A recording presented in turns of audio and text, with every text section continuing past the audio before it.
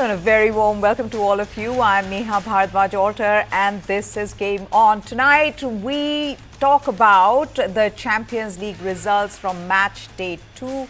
That was from last night, where some big guns tasted defeat, while teams like Lille and Benfica had a perfect night. But we've got to begin with the ICC Women's T20 World Cup 2024. Yes, the Women's T20 World Cup has begun today in the UAE with a tournament opener between Bangladesh and Scotland. India will play their first game tomorrow against New Zealand. A stellar effort by senior stars would be required as the Indian women's team aim for a strong start in their quest to wipe off the memories of past near misses. Skipper Harmanpreet Kaur, who in all likelihood will be appearing in her last T20 World Cup, has been witness to several near misses and disappointing moments from close quarters, including India's capitulation to Australia in the final at Melbourne in 2020. As has been the case in the past, this Indian lineup is rich in talent, and arguably only Australia have a similarly well-oiled unit. But the reigning champions Australia have 6 titles in their cabinet and India are still without one. So what pegs India back in global events? It seems more a case of mental fragility at clutch moments, and the women in blue tried to address that during a preparatory camp at the NCA with a few counselling sessions. But such external measures can only be limited to, just getting a bit of help. In big tournaments, at the end of it all, it boils down to perfect execution of strategies on a given day. In that context, India will not get a better opponent than New Zealand, who not a very fancied side like its Trans-Tasman neighbour. A victory against them could well be counted as a sign of being in fine shape, and that's a prerequisite for India in a group that also has Australia, Sri Lanka and Pakistan. Let's talk about India's batting. They will require heavy contributions from their top guns. The 35-year-old Harmanpreet, Smriti Mandhana, Jemimah Rodriguez, Shefali Verma and Deepti Sharma. Thankfully, Shefali and Mandhana have been in excellent touch, making runs in their last international outing in the Asia Cup in Sri Lanka in July, even though India lost to the hosts in the final. In fact, Mandhana's last 5 T20I innings include 350s, but it's Harmanpreet and Shefali. They've been a tad underwhelming and they will need to fire in this World Cup. The attack will be marshalled by off-spinners Deepti and Shriyanka Patil, leg spinner Asha Shobna and left arm spinner Radha Yadav. They only have 3 pacers in their squad: Renuka Singh, Pooja Vastrakar and Arundhati Reddy. In all likelihood, India will only play 2 of them, while depending more on their spinners to do the job. Looking at their opponents, the Kiwis have a good blend of experienced and young players who can lift them above such obstacles. All right, let's get you the Champions League results from last night. And holders Real Madrid was stunned by Lille, falling to their first defeat since May 2023. A first-half penalty earned Lille a shock 1-0 home victory over Real Madrid in the Champions League group phase on Wednesday, ending the 15 times European Cup winners' 14-game unbeaten run in the competition. Jonathan David, he converted from the spot 3 minutes into first half stoppage time to hand Real, who had not lost in their previous 36 matches in all competitions, their first defeat since January. The result put League One side Lille on 3 points from 2 games in the new format of Europe's premier club competition. Real, who won their opening match against VfB Stuttgart, are also on 3 points. Carlo Ancelotti's side started with Kylian Mbappe, who joined from League One champions Paris Saint-Germain in June on the bench after the French captain picked up a muscle injury last week. Real's Vinicius Jr. had the first chance with a low shot in the 6th minute as the visitors controlled the pace, and the second came when Endrick's close-range attempt was blocked by Lucas Chevalier. Lille went close to opening the scoring after 26 minutes when Andre Lunin made a spectacular double save to deny David, first from the forward's header, then by tipping away the Canadians' follow-up shot. Their relentless pressure paid off in stoppage time when Eduardo Camavinga handled Eden Zegrova's free kick. All right, Aston Villa beat Bayern Munich 1-0 in their Champions League encounter thanks to a brilliant late John Duran goal as the hosts celebrated in style their first home game in Europe's elite club competition for 41 years. With the Germans dominating possession but squandering chances, Duran ran onto a high ball in the 79th minute. He spotted goalkeeper Manuel Neuer off his line and scooped the ball over him to send Villa Park into delirium. It was the 20-year-old Colombian striker's fifth goal from the bench this season after 4 in the Premier League. Villa goalkeeper Emiliano Martinez, whose saves also played a vital part in securing victory, praised his teammate and said he's an excellent substitute. The first time he touched the ball, he chipped Neuer, one of the most beautiful goals in history. The win was a throwback to one of Villa's most glorious days when they beat Bayern to lift the European Cup in 1982. Duran's goal came against the run of play as the visitors enjoyed two-thirds of possession and the best chances, but found World Cup winning goalkeeper Martinez at his best. In the first half, the Argentines saved a hurricane bullet header, though the striker was later ruled offside, then tipped over a shot from Michael Olise. At the death, with Bayern pressing on for an equalizer, Martinez dived athletically to stop a goal-bound Kane header, drawing a roar almost as loud as the goal. The result gave Villa 2 wins out of 2 in the new 36-team league phase of the Champions League after a first victory 3-0 at Switzerland's Young Boys. Bayern, 6 times European champions, began their campaign with a win and a defeat after their opening 9-2 thrashing of Dinamo Zagreb. I can feel now proud of our work, proud of how we are here, more or less getting better, increasing our level, increasing our demands. And our demands tonight was before the match to face them and try to be more or less competing with the possibilities to draw or to win, or even if we were losing, try to lose like we lost against Arsenal 3 weeks ago, competing and playing with our style, playing personality, and then you can win like today. We can win, or we could lose as well. It depends. Some save of Emiliano Martinez, some action individually like John Duran. But really, I am very, very proud of everything around Aston Villa. Yeah, I think when it comes to winning or losing, you don't need to take the context of so many years into it. It's just we lost the game, and the game has its own story. You know, we had big chances, didn't score them. We gave away a moment, and in that moment, Aston Villa, you know, obviously scored a goal, and I understand the occasion it was for the opponent today, and of course it's a special night for them, but it doesn't decide the Champions League today, so we have to take our learnings from this game, and I'm convinced that we're the type of team that will score the goals more often than we want, but tonight that's the story of the game.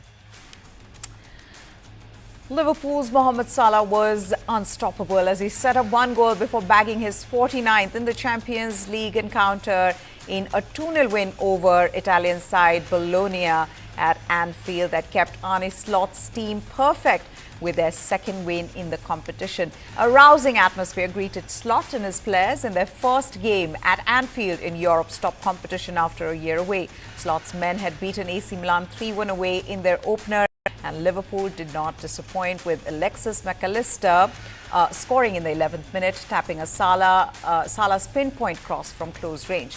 Bologna made a game of it, however, and there was an element of relief around Anfield when Salah blasted home the winner in the 75th minute. McAllister's first goal of the season came less than 2 minutes after Bologna's Dias Dalinga slotted the ball past Alisson, but that effort was disallowed for offside. Liverpool were denied a second goal in the 17th minute of an entertaining night when Darwin Núñez, he sprinted on to a pass before calmly firing home past Lucas Koropski, but the Uruguayan was flagged for offside. After narrowly missing several scoring chances, Reds talisman Salah finally connected, touching the ball past Juan Miranda before curling a rocket into the top corner. Moments before his goal, the 32-year-old Salah fired just wide, holding his head in frustration. While Liverpool dominated much of the night, Bologna were not without their chances, recording 12 shots to Liverpool's 9. Dan Ndoye hit the post in the first half, and then seconds later, Alisson was forced to dive to stop Kasper Urbanski's shot. The victory propelled Liverpool to 5th in the new 36-team league phase. Okay, on to a win for Inter Miami. That's right. Lionel Messi scored twice and Drake Callender made a late penalty kick save when Inter Miami held on for a 3-2 victory over the host Columbus Crew to clinch the Supporters' Shield in a battle of heavyweights on Wednesday. Yes, Callender dove to his right to stop Cucho Hernandez from tying it 3-all in the 84th minute after Hernandez had beaten him earlier in the match from the spot. Messi stunned the sellout crowd with goals in the 45th minute and the 5th minute of the first half stoppage time to give Miami what seemed like a comfortable lead. But the Crew got a goal from Diego Rossi in the 46th minute before a defensive blunder gifted Miami's Luis Suarez his 18th goal to make it 3-1 in the matchup of the top teams in the Eastern Conference. Hernandez converted a penalty in the 61st to cut the deficit to 3-2, but just 2 minutes later, Crew defender Rudy Camacho was sent off after his second yellow. With the win, Miami is still on track to set the MLS record for points in a season set by the New England Revolution in 2021 with 73. Miami needs to beat Toronto FC and New England to end the season. The Herons extended their unbeaten streak to 9 matches. They entered with 3 ties and 5 consecutive victories.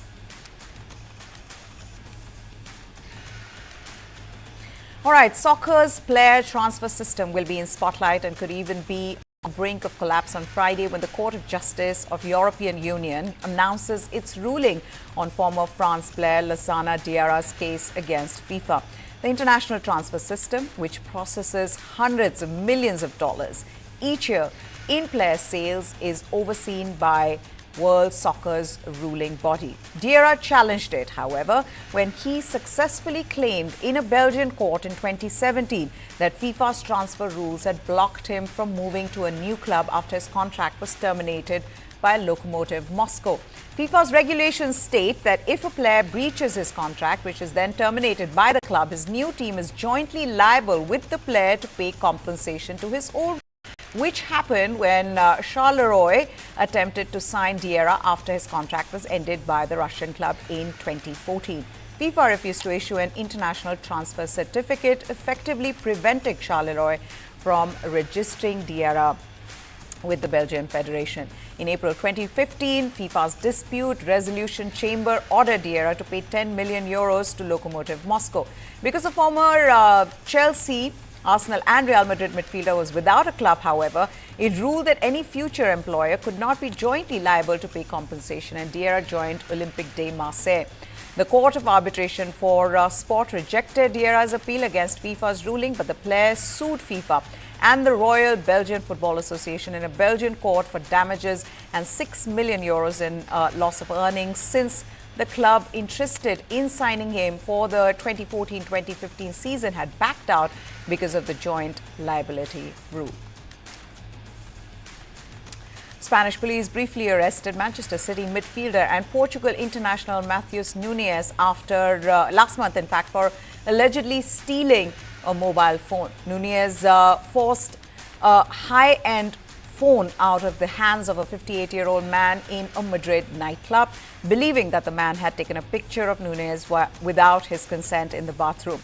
Asked about the arrest, a police spokesperson in Madrid said a Portuguese citizen had been arrested in a downtown nightclub for alleged robbery of a high-end phone. After being questioned at the police station, the man was released pending trial. A police source confirmed that the arrested person was in fact Nunes, adding that the case was being treated as a robbery and not as theft because the phone's value exceeded 300 euros. A spokesperson for Nunes did not immediately respond to a request for comment. Brazil-born Nunes, who's 26 years old, joined Premier League champions Manchester City from Wolverhampton Wanderers last season. Despite being part of the Portugal squad at Euro 2024 in Germany in June and July, he was not called up for international duty last month. On to tennis, Novak Djokovic has said that he hopes that world number one Jannik Sinner's doping case would be resolved as soon as possible, as the Olympic champion once again criticized the tennis anti-doping system and its inconsistencies. Djokovic and his intervention comes after the World Anti-Doping Agency appealed to the Court of Arbitration for Sport against an independent tribunal's decision in August to clear Sinner of wrongdoing after he failed drug tests in March. WADA said the tribunal's finding of no fault or negligence on Sinner's part was incorrect under the applicable rules, and it would seek a period of ineligibility between 1 and 2 years for the Australian Open and the US Open champion. The tribunal, organized by the International Tennis Integrity Agency, had accepted Sinner's explanation that the anabolic agent colestibol entered his system from a member of his support team through massages and sports therapy. The ITIA said in a statement on Saturday the process was run according to World Anti-Doping Code guidelines. However, the ITIA acknowledges and respects WADA's right to appeal the independent tribunal's decision. Sinner said his physio, Giacomo Naldi, applied an over-the-counter spray containing colestibol to his skin to treat a small wound and then administered massages between March 5th and 13th without using gloves. This is what he told the ITIA.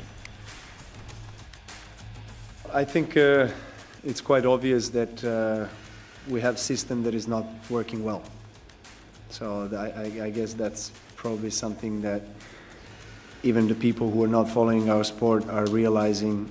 There's way too many inconsistencies, way too many, governing bodies involved, and just this whole case is not helping our sport at all. And I think he has won the 3 appeals so far that he had, and it must be very tough for him and his team and family. Hopefully we can go back to tennis, and I mean, it's impressive what he's been doing in the whole process of what's been happening, that he's playing on such a high level, winning Grand Slam and winning most of the matches that he plays. But that's not, this situation or these circumstances are not positive for our sport. So hopefully we can resolve this case as soon as possible. Whatever is going to happen at the end of the day, I wish for it to be resolved as soon as possible. Yeah, that's all I have to say about that. Okay, time for us to wrap this up. But as we go, match day 5 of the Bundesliga season delivered some brilliant goals. We leave you with the top 5 that we've picked. Goodbye. Thanks for watching.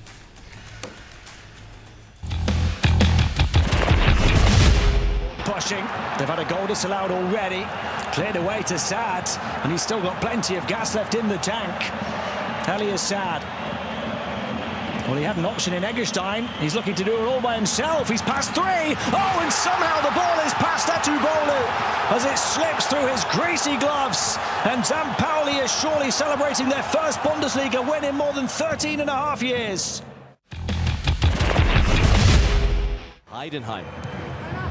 Traoré crosses a little too deep, but Fortlenbach can retrieve on the other side. 2 waiting in the centre. Pieringer! He's got there. And just like last season here, Marvin Pieringer strikes. It's over the head of Kaufmann, but how much did Pieringer want this? He gets there ahead of Cassie, and Heidenheim are in front. Raum, knocked on by Sesko! Xavi puts his foot across the ball and thrashes it home. No less than he deserves today. Taken in some style. Half an hour gone. Leverkusen's first corner, taken by Grimaldo. Here's Xhaka and Andrich! Their first shot! Their first goal!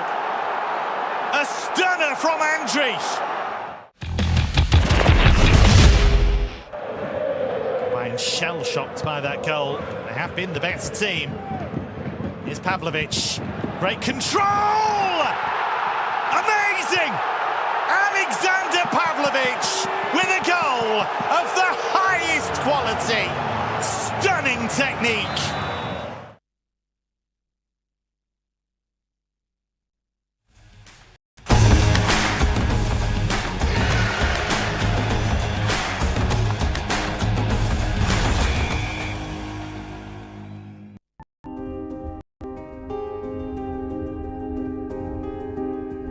It's said that out of 7 diamonds across the world, 5 are cut and polished in India.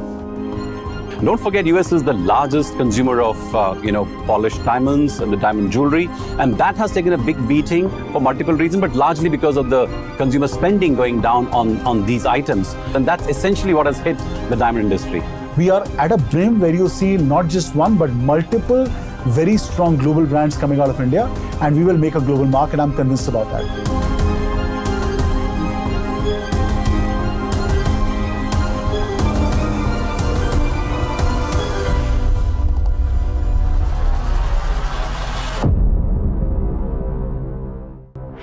This and more. Streaming on News 9 Plus. News is now content. Subscribe and get free vouchers. जानना है तो देखिए, समझना है तो सुनिए, सीखना है तो पूछिए, और कमाना है तो खरीदिए। जानकारी, सलाह और निवेश सब एक ही सुपर ऐप पर। पैसे का सवाल है तो जवाब है मनी 9। आजादी पैसे की। अभी डाउनलोड करें।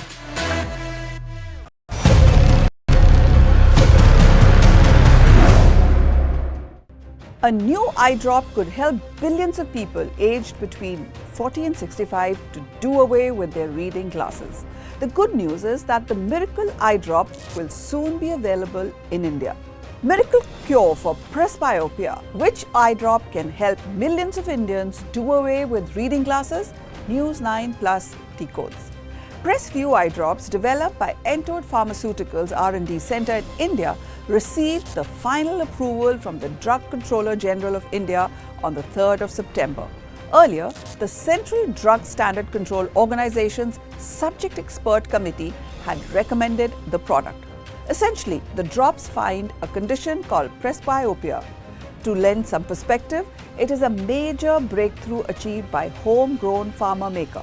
In the United States, just one drop called Uvity has received the FDA nod to treat age-related blurry vision. What is presbyopia? Well, presbyopia is a gradual loss of eye's ability to focus on nearby objects according to Mayo Clinic.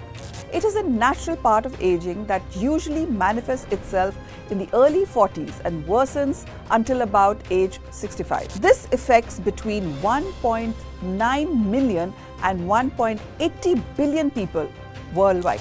In India, nearly 45% of adults above the age of 40 suffer from this and need reading glasses. What is the science behind the miracle drop?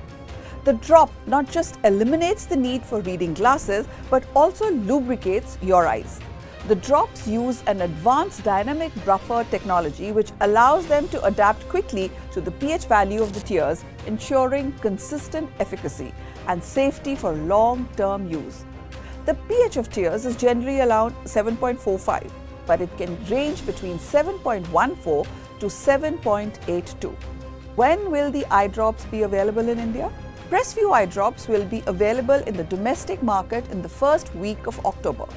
One vial of PressView eye drops is likely to cost around 345 rupees. The vial is designed to last about a month. How frequently can the drops be used? Don't do self-medication and use the drop only after consulting your eye specialist. But the medication is typically used once every day. The effect lasts several hours. Only one drop of the drug should be put in each eye every day. An additional drop can be put in each eye 3 to 6 hours after the first drop.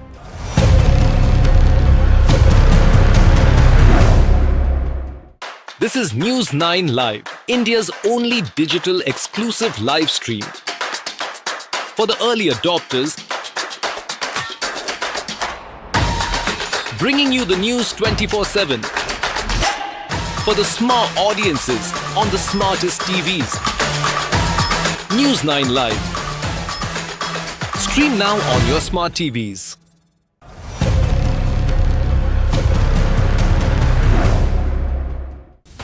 Ukraine has been seeking permission to use long-range weapons against Russia for a long time now.